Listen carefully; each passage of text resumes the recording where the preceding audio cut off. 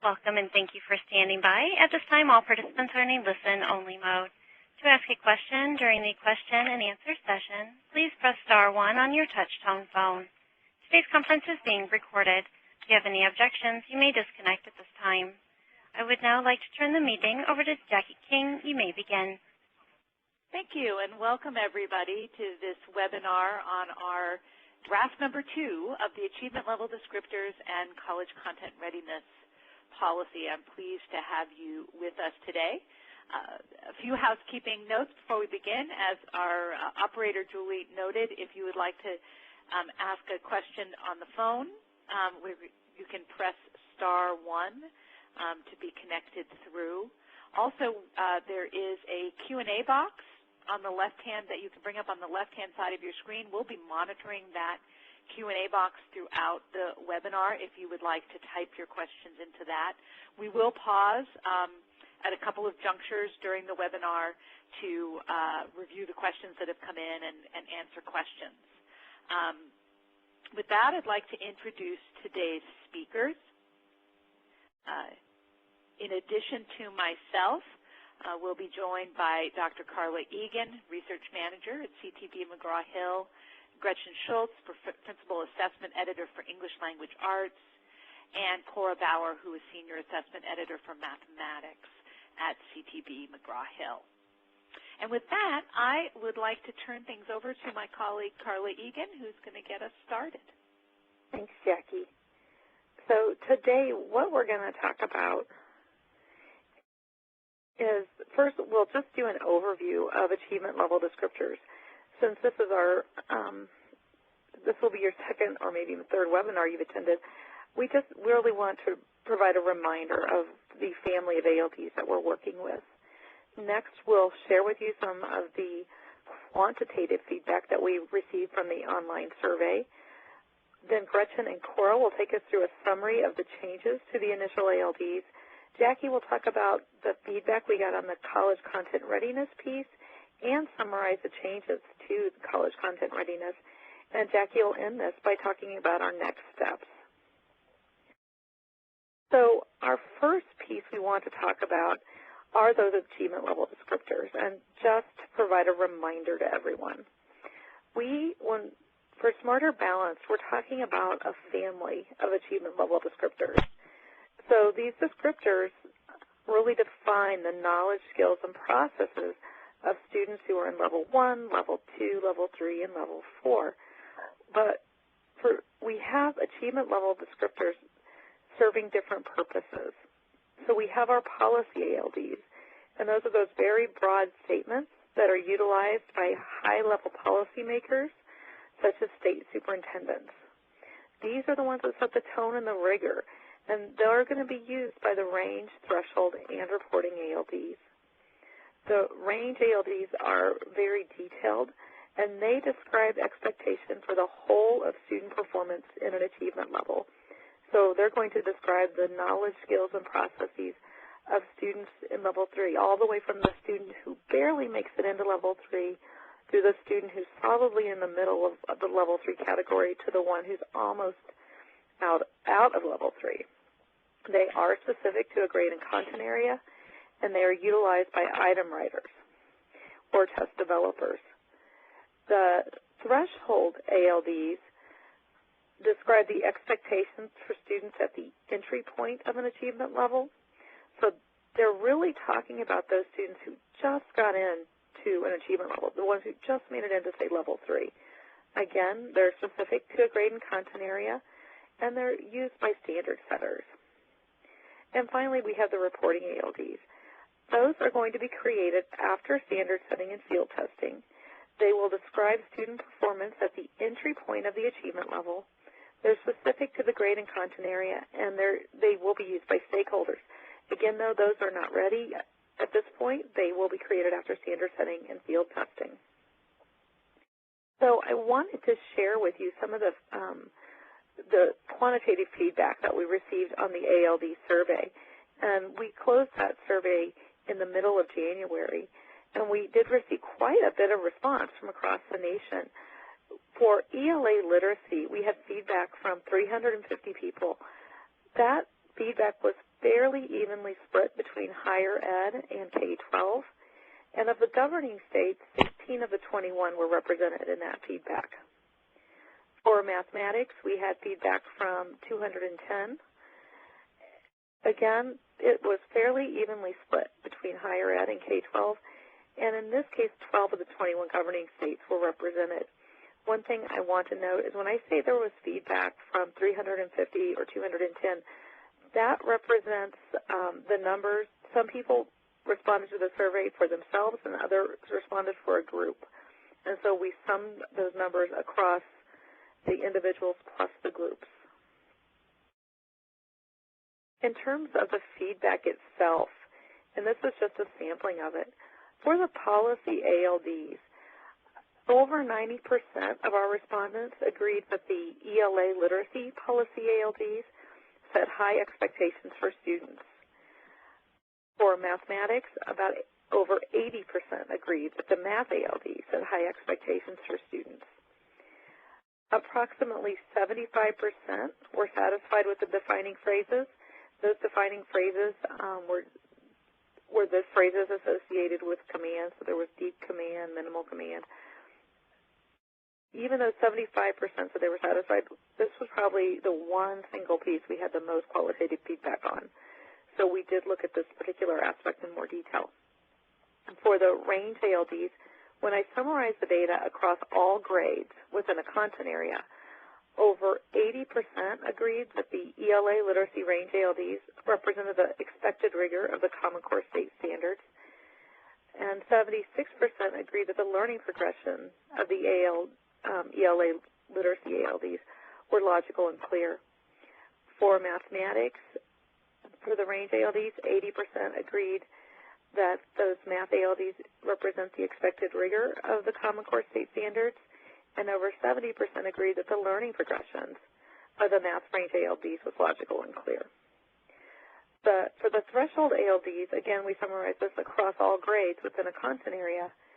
Over 85% agreed that the ELA literacy threshold ALDs were derived from the range ALDs, and 80% agree that the Level 3 ELA literacy threshold ALD describes a student who just enters Level 3.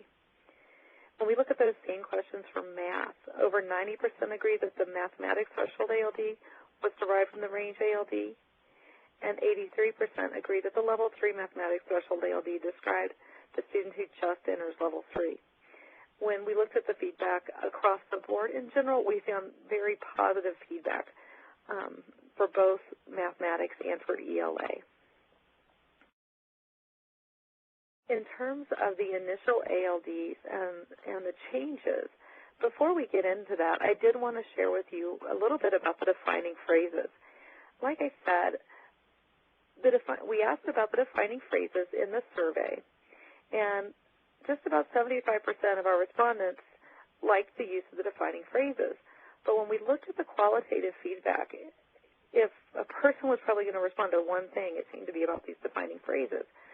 So the test design and validation work group went through all of that qualitative feedback and considered the quantitative feedback to look at the defining phrases to see if changes needed to be made. So before the public feedback, the defining phrases were deep command, sufficient command, partial command, and minimal command. Once that test design and validation work group went through all of the qualitative feedback and considered the input from the public, they came up with a different set, and they also vetted this through smarter leadership. They came up with a different set of defining phrases. So after public feedback, the defining phrases now are thorough understanding of and ability to apply, adequate understanding of and ability to apply, partial understanding of and ability to apply, and minimal understanding of and ability to apply. So when we put those into that policy ALD, we'll see, you can see what that looks like. So you can see for the Level 1 student, that Level 1 student demonstrates minimal understanding of and ability to apply the English language, arts, and literacy knowledge and skills needed for success in college and careers as specified in the Common Core state standards. And you can see that same defining phrase in Level 2 Then instead of minimal understanding, now it says partial understanding. And we see that same thing for level 3 and level 4. So this, again, this was done by the test design and validation work group, going through the very extensive qualitative feedback that we received on the defining phrases and working with that, embedding it through smarter leadership to come up with a new set of phrases. With that, I'm going to turn this over to Gretchen, who will walk you through the changes to the range and threshold ALDs. Good afternoon, everybody. So moving on now to the revisions applied to the range and threshold ALDs based on the feedback. Let's look again at this graphic from the introduction, just as a reminder of the hierarchy of the ALDs. The policy ALDs in blue are, as Carla has pointed out, the broad, overarching achievement level descriptors, and revisions to those have trickled down to all the other levels of ALDs. The range ALDs in green are written for each target of assessment within a content claim, and for both ELA and math there are 4 claims with a range of targets within each claim. The threshold ALDs in white are essentially what connects each of the 4 achievement levels. They describe the student at the entry level or cut scores, the student who's just stepping from one level into the next.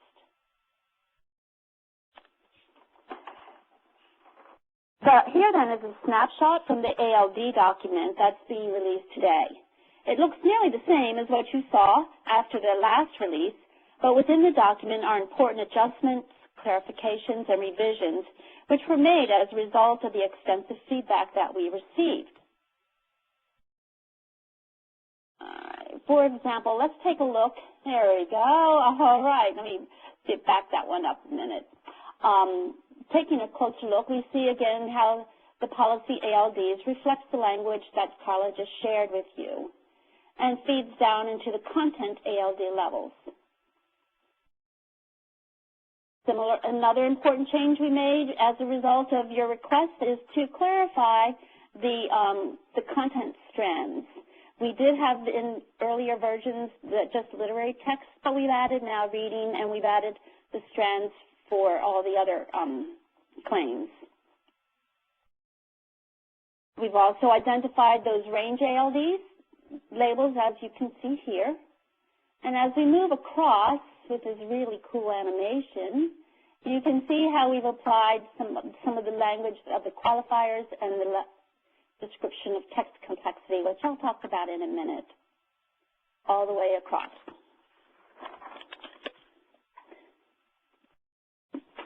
So now David Letterman's top 10 countdown. We're going to count down now to the top 5 revisions that you will see reflected in this version of the ALDs. Revision number 5. As just noted, we've labeled the content strands and the ALD types to help users navigate through these large and dense documents. Revision number 4. We applied consistent use of qualifiers using minimum, partial, adequate, and thorough to make distinctions among the levels of proficiency relative to each target. And likewise, we refer to levels of text complexity consistently throughout the range ALDs. Some feedback we received commented on the abstract nature of the ALDs, especially compared to the math ALDs. And I think that will be always the case for ELA since we teach and assess similar concepts from year to year and within a school year. But what changes is the level of complexity of the text that students read and write. Standard 10 of the Common Core State Standard speaks to the range of texts students should read and comprehend. Continuing our countdown, revision number 3, clarification of what is meant by support. There was a great deal of feedback and some controversy with regard to what constitutes support and when it is and it is not appropriate. There was discussion about removing that reference altogether. But after consultation with the Smarter Balanced ELA directors, the decision was made to keep the reference in the ALDs just as it is present in the Common Core State Standards, since support here means support offered via the assessment item itself. For example, support may be in the way an item is presented in parts to a student, or in how it limits the text the student has to focus upon, or the item will point to a specific paragraph within the text. In the ALDs, you will see that we've added some parenthetical examples, and we'll be further defining and providing examples in the glossary that is presently being prepared and will be released with the final ALDs. So our countdown continues now to revision number 2, confirmation that all 4 ALD levels are grade appropriate and aligned to the targets. While this seems like common sense, there was concern expressed in the feedback that the ALDs, especially level 4, went beyond grade level expectations. Therefore, we removed references and qualifying words that said above grade level. Level 3 ALDs continues to describe full achievement of the target, but level 4 is still achievable by students at that designated grade level. Finally, our number 1 revision of significance, up and down smoothing of the text. Guided by the feedback and as appropriate, our team touched every cell. We made comparisons vertically and horizontally, and we revised the language so that the cumulative nature of the ALDs is more explicit, that the ALDs describe levels of proficiency, and that the document is coherent and cohesive. And we hope you will see ample evidence of this. I'm going to turn now to Cora Bauer, who will count down the top 5 mathematics revisions. Cora? Thanks, Gretchen. So what you see now is a glimpse of the second draft of the grade 11 math ALDs. You'll notice that the language of the updated policy and claim ALDs has been incorporated across the top 2 rows. Below that, you'll also notice the addition of the header Content Category Domain Number 1. We have adjusted our overall math layout so that the ALDs for Claim 1 at each grade are now separated into 2 content categories, which align to the 2 content categories defined in the Smarter Balanced Summative Blueprint, namely Domain Number 1 and Domain Number 2. Due to this change, you will also see that in column 1, we no longer necessarily begin with target A. Of course, we did maintain an alphabetized sequence as often as possible. Another new addition is the text Range ALD 4, which has been added before each target in the left-hand column. And although you cannot see an example in this glimpse of the math ALDs, we also added similar text in the left-hand column to signify threshold level ALDs. Just as Gretchen did for ELA, we have also called out our top 5 most significant changes to the range ALDs for mathematics. The 5th most significant change was a cell-by-cell analysis of the survey feedback we received and the subsequent incorporation of applicable edits.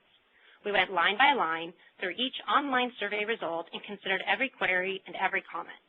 We also received a handful of detailed feedback responses outside of the survey system, and we reviewed, discussed, and incorporated these specific comments as well. The 4th most significant change was our attempt to confirm that all necessary knowledge, skills, and practices called out by the Smarter Content specifications and the appropriately aligned CC-SSM were included at each target. In cases that these gaps were evident, we added critical text in order to solidify the integrity of the range ALD for that target. The 3rd most significant change was a horizontal smoothing of text and of the knowledge, skills, and practices across each domain. We ensured that the knowledge, skills, and practices at each target were delineated across the range ALDs in a logical progression. We did not stop at reviewing a domain on a grade-by-grade basis, but we reviewed the range ALDs for domains across grade levels. For example, we reviewed the progression of expressions and equations from grade 6 through grade 8 to ensure fluidity. The 2nd most significant change was that we ensured the use of consistent terminology throughout the math ALDs and added a few key terms to a glossary that will be released at a later date, as Gretchen mentioned. We ensured that the ALDs text aligned well with the choice terms used in the Smarter Balanced Content specs for mathematics and with the terms that were used in the CC-SSM.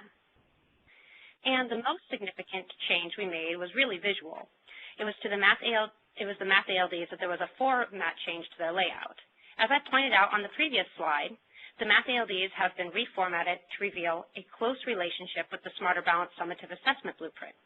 Due to this change, we have also combined claims 2 and 4 into one reporting category and have added the claims 2 to 4 ALDs following each grade band, In other words, following grades 3 to 5, 6 to 8, and grade 11. There are also PDF bookmarks embedded at each significant point within the ALDs in order to help navigate them with ease. And back to Gretchen. Thank you. So we're going to turn now to the threshold ALDs, and this graphic again reminds us of that progression or continuum of the ALDs.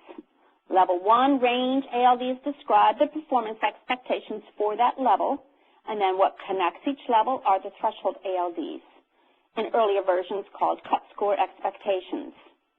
These describe the student who crosses the line from one level to the next. The threshold ALDs appear as a bulleted list of descriptors, as you see here, at the end of each claim, with the exception of the reading threshold descriptors, which are presented as two lists, one for literary texts and one for informational texts. Our countdown of revisions to the threshold ALDs is very similar to that of the range descriptors. Revision number 5, the rows of threshold ALDs are now clearly labeled and the language consistent with the introduction. Number 4, we applied consistent use of qualifiers, which was actually a bit of a challenge to make distinctions that fall within minimal and partial or between partial and adequate, for example. Number 3, you should now see consistency in the use of text complexity levels. The number 2 revision applied to the threshold ALDs, and to this we gave significant attention, and it was to assuring a one-to-one correspondence between each threshold ALD and a range ALD for each target of assessment, which also contributed to our number 1 revision, and that was once again carefully crafting and smoothing the language to make the cumulative progression explicit among the threshold, range, and policy ALDs.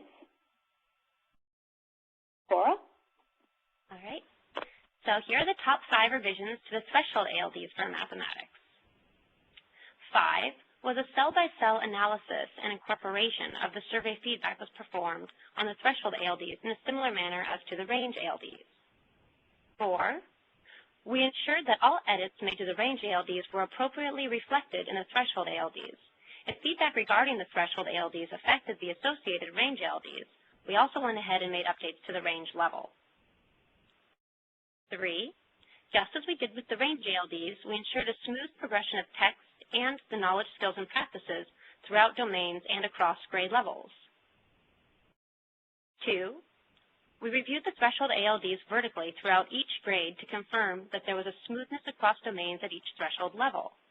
The primary purpose of this was to ensure that no 2 knowledge, skills, or practices in a particular threshold ALD at the same level conflicted. Of course, we did this at the range level as well, but it just didn't make our top 5 countdown list. And the most significant change is, again, the formatting adjustment to the layout. You'll notice that instead of one set of threshold ALDs for a particular domain at a grade level, there are often 2. This is because targets under a content domain are tagged as either major or as supporting. And based on this, the targets are aligned to different content categories. So let's go ahead and take a look of what this means visually. Here is a flow chart of Grade 8 Claim 1. Claim 1 is broken into 2 content categories, Domain 1 and Domain 2. Each domain contains targets from different common core domains. In this example, notice that the domains 1 and 2 contain targets for geometry. So what does this look like in the actual Grade 8 ALDs? The geometry targets G and H fall under content category domain number 1, while geometry targets I falls under content category domain number 2. Therefore, the threshold ALDs for targets G and H also fall under domain number 1, while the threshold ALD for target I falls under content category domain number 2. With that, are there any questions for Gretchen or for myself? Thank you. At this time, if you would like to ask a question, please press *1, unmute your line, and record your name. To withdraw your question, press *2. Again, if you'd like to ask a question, please press *1 and record your name. One moment, please.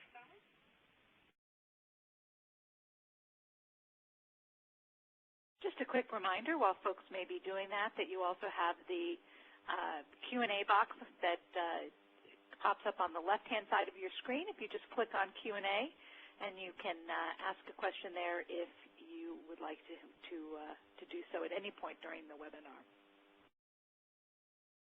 At this time, there are no phone questions.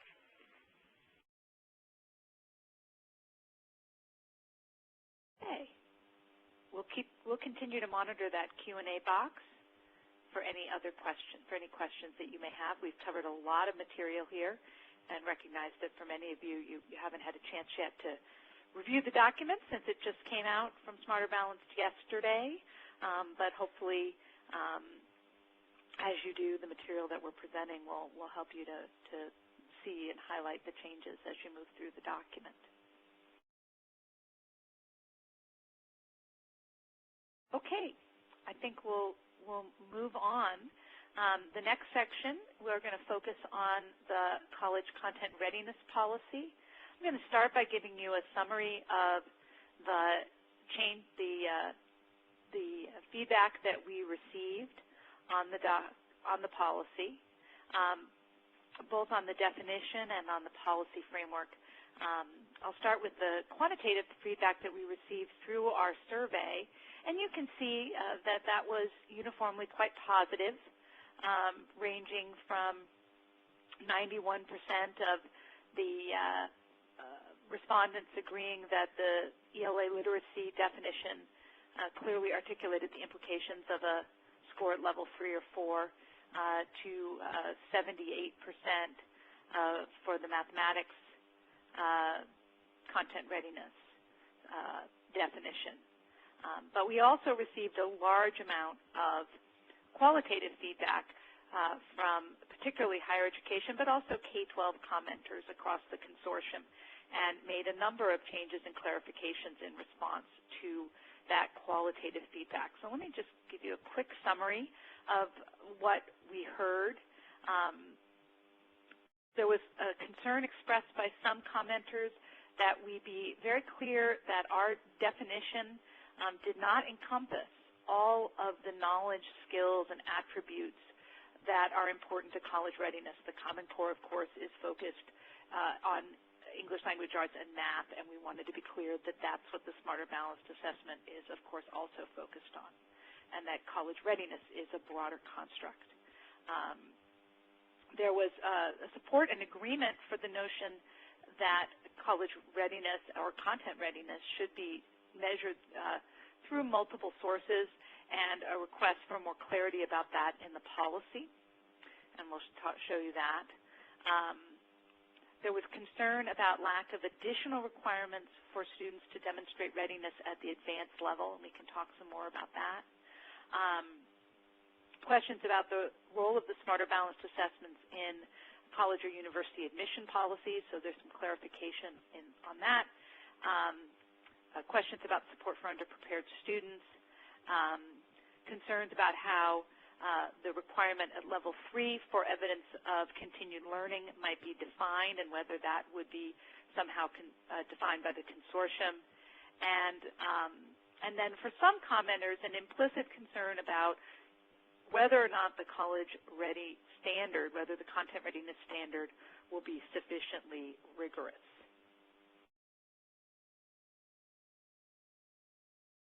In response to those concerns, we made a number of changes, and this slide gives you a quick thumbnail, and then we'll go into detail. We added a longer introduction to establish some context for the policy. Why is this policy? Explain a little bit more explicitly why this policy is important for the consortium, and why the feature of the assessment being recognized by colleges and universities as evidence of student readiness for credit-bearing courses is so important. Then there's a set of clarifying statements on the topics that you see there. I'm going to walk through those, so I won't belabor them at this point.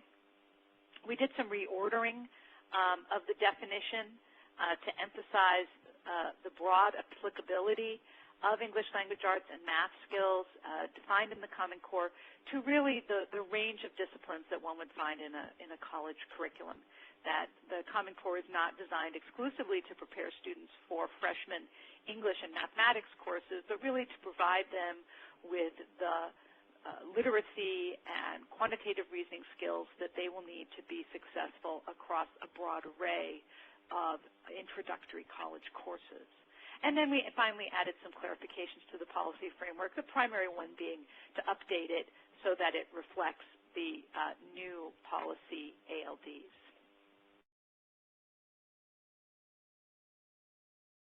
So to walk through those clarifying statements, because those were really the most substantial changes to the policy. There's now a more explicit call out of the fact that the content readiness term is used to emphasize a recognition that readiness is the broader construct and is not restricted exclusively to literacy and quantitative reasoning skills. There's a clarification that the policy includes evaluation of additional criteria for all but the highest achieving students. So only at level 4, and we expect that this will be a relatively small percentage of students, but only at level 4 would the assessment alone be sufficient to exempt a student from remedial coursework. Part of the reason why that's there, and I think this is something that as we move forward to the final draft, I think there'll be continued conversation about this. But the expectation is that those students at the advanced level will, in 11th grade, be considering primarily institutions that have admissions policies that will require them to take continued mathematics and English courses in their senior year, and that those will probably be fairly advanced courses, either honors or AP, IB, or perhaps even dual enrollment courses. So the policy as it stands now does not require those students to produce any additional evidence beyond their very high test score. The policy also now clarifies that states are absolutely at their own discretion are free to establish alternate means by which students might demonstrate their readiness through means other than the Smarter Balanced Assessment. They may want to have a means that students can do this based on their grades or based on portfolios or other assessments. So states are certainly can do that at their discretion. Third one, and this one is really important. There's a growing movement in higher education as part of a broader agenda of the reform of developmental or remedial education to admit students who may be on the borderline in terms of their readiness, admit those students to credit-bearing courses and provide the supports that they need to be successful in those courses as additional co-requisite, what people are calling co-requisite supports within the course. This is something that groups like Complete College America that are very focused on improving student graduation rates, that they've been advocating, and other advocates for reform of developmental or remedial education have been advocating. And we certainly wanted to be supportive of colleges having the discretion to admit students into credit-bearing courses who may not meet the college-ready standard for the exemption at the end of the 11th grade, but based on their approach to developmental education, based on their own mission and on their own curriculum, if they have introductory credit-bearing courses for which they feel a lower standard of readiness is appropriate, we wanted to clarify in the policy that colleges are free to, of course, place students into those courses as they see fit. Really, what the college content readiness policy is saying with regard to students in the 11th grade is if they score at or above the content readiness standard that is ultimately established. Colleges that agree to abide by that policy would not then subsequently place those students into a developmental or remedial course.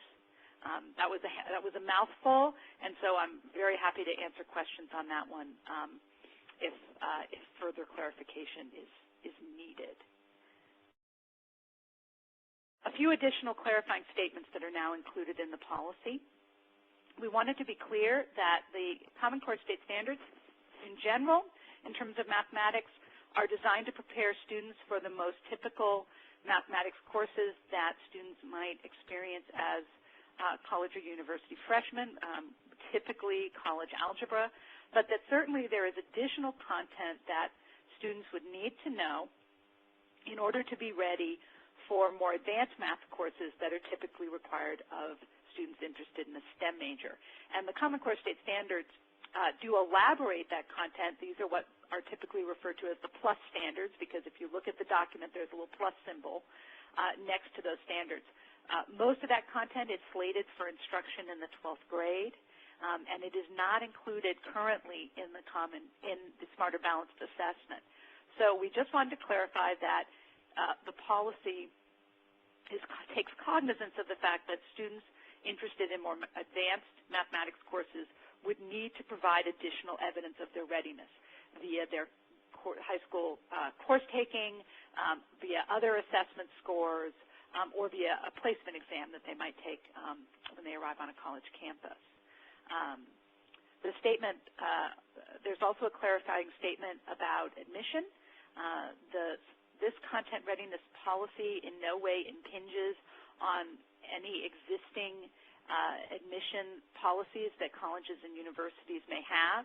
A student who earns a level 4, for example, and has the exemption from remediation would still be subject to whatever admissions requirements in terms of course taking that apply to students that are applying to that particular institution.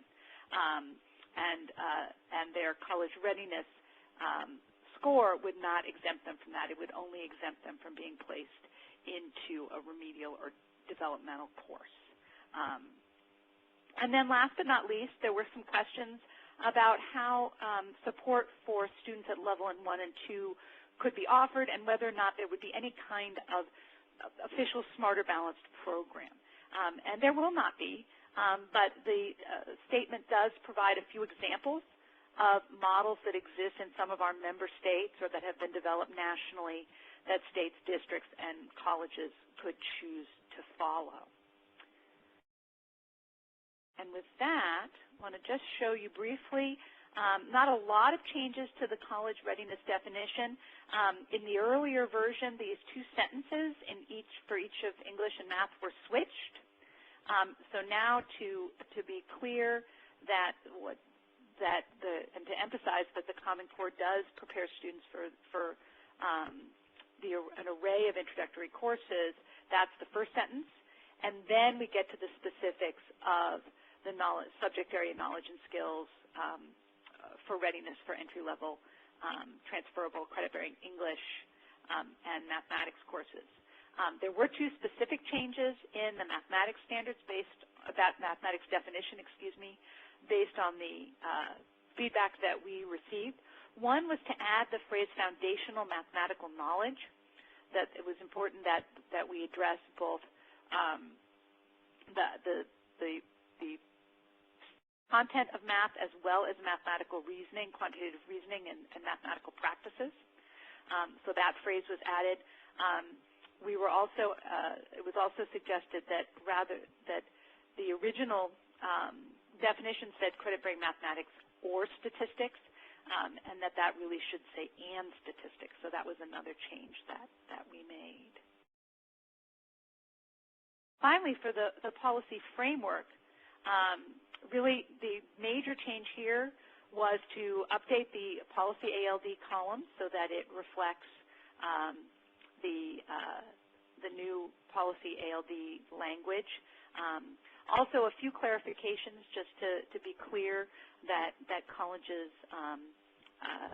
can collect additional data for Level 3 and 4 students if they're interested in more advanced courses.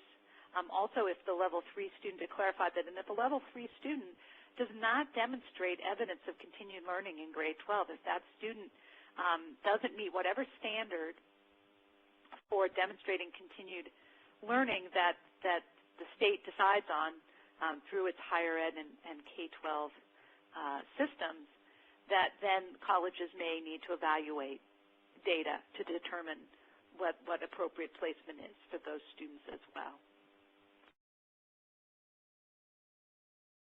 And likewise, no other similar big changes with regards to the Level 2 and Level 1.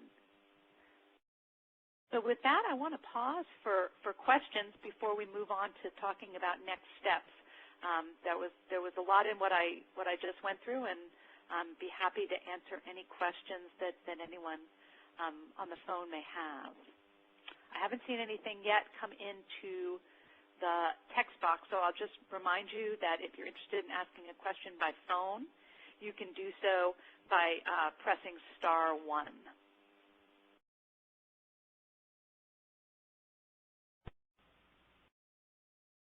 At this time, there are no questions.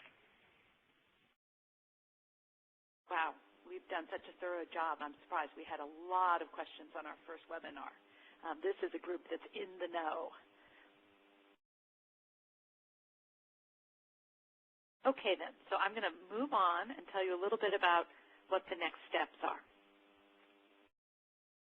So there is a web-based survey similar to the one that was available previously up on the Smarter Balanced website that can be used to provide comments. There's also a PDF version of that survey in case you want to preview the survey in advance. I know that's often people, before they jump into those web-based surveys, want to see what they're getting themselves into, so there is a PDF version there. We ask that you complete that web-based survey, but we're also happy to have your comments, your qualitative comments, in a text format if that's helpful to you. I know that some states have organized committees looking at these, which is fantastic, and if it's more helpful for you to provide us with a memo summarizing your comments, that's great too.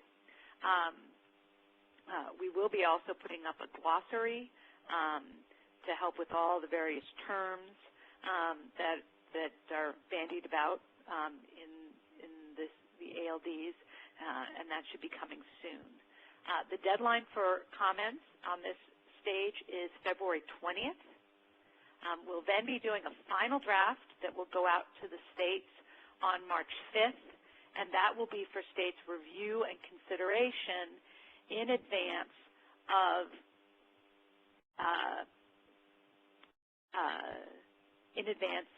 a vote on the ALDs and the College Content Readiness Policy at our collaboration conference, which the K-12 and higher ed leads and chief state school officers will be attending in the D.C. area in mid-March.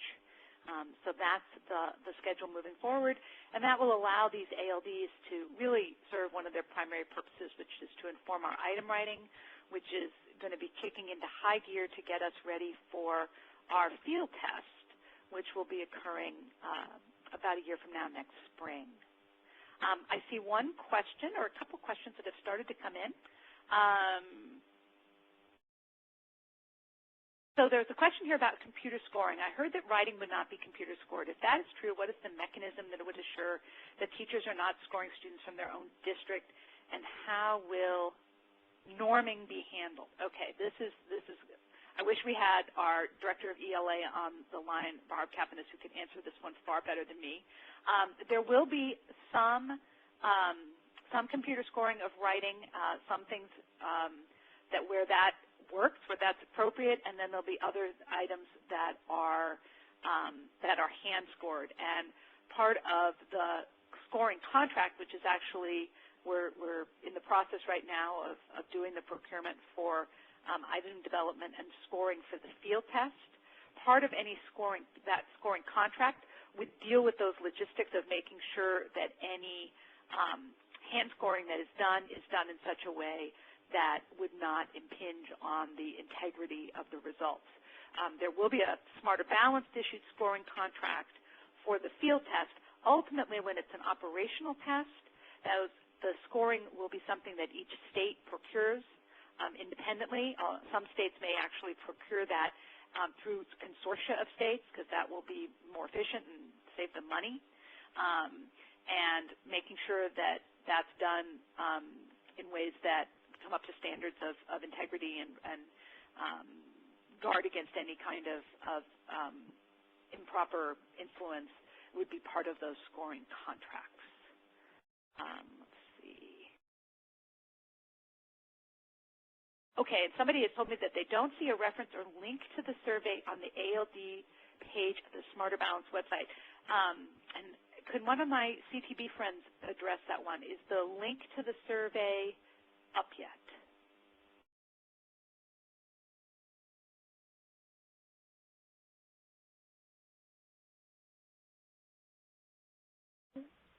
I believe it is posted. I will verify. I know it is available, but I'll confirm that it's posted. Great. Thank you. Appreciate it. I have to admit I haven't gone over to the website and double-checked it myself, so we'll make sure that that gets up there. Obviously, it's a big document. We just released it yesterday, so we don't think too many folks will be hitting the survey right away, but it needs to be up there. And thank you, Bill, for pointing that out. Other questions? Again, to ask a question, please press star 1. You do have one question.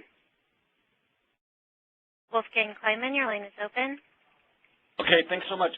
I'm from Iowa State University and the state of Iowa. All the higher education institutions that are public in the state submitted one response to you with respect to mathematics. Yeah, it was fantastic. Thank you.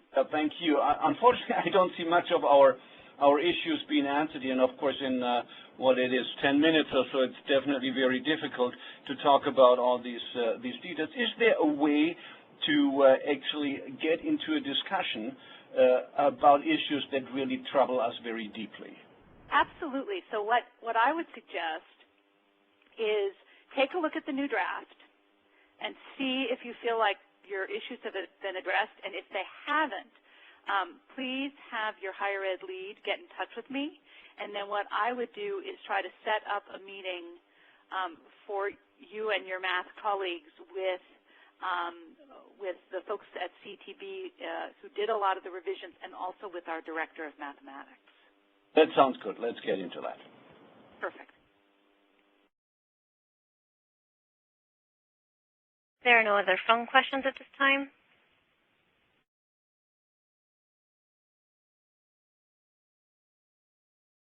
Please stand by. There is a question coming in.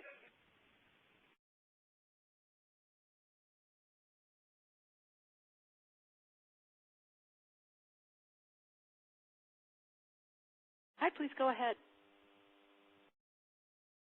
Robert Stein, your line is open. I had a question about the survey. Is the survey open for the public completely, or is it strictly the K-12 and higher ed leads that are responding to the survey? That's a good clarification. Thank you, Robert. At this round, the survey is open to anyone in states who are responding for their state. And I know that in many states there are groups of faculty or groups of K-12 teachers who have been responding on behalf of their states. What we won't do at this stage is do a press release and sort of a public release of this. But we thought that because a lot of teachers and faculty will be the people reviewing this next draft, we wanted to put it up on our public website so it was easiest for everyone to access. So it's not behind a firewall. It's not in any way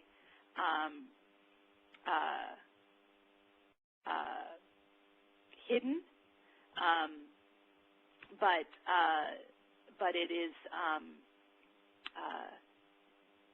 but we didn't do any kind of broad public release. So we're not asking, the PTA presidents and the kinds of people like that who might have responded in the first round to get back to us.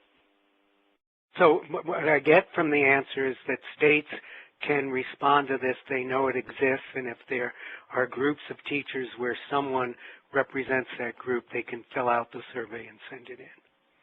Yes. Great. Thank you. There are no other questions at this time.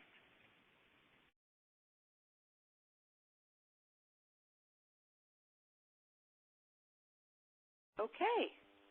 And just going to give it one more second to see if anybody is typing.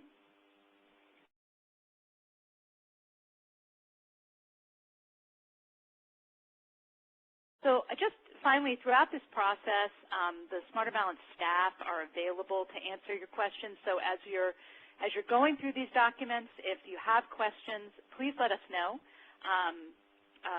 The higher ed and K-12 leads all know how to get to me personally, and you're also always welcome to write into the main Smarter Balanced web email address, which is sbac@wested.org, and questions will get routed appropriately from that main mailbox. So we welcome your continued questions and discussion as this process moves forward.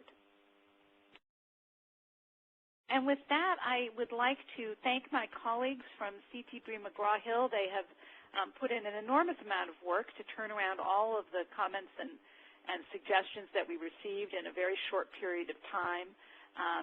And I'd like to thank all of you on the line for your interest in this and your good work and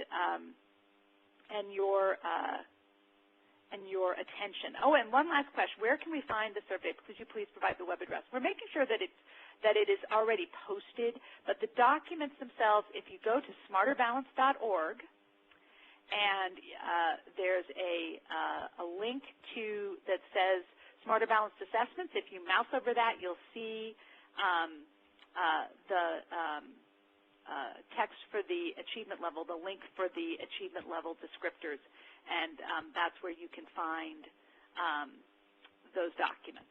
So that's where they'll be available to folks.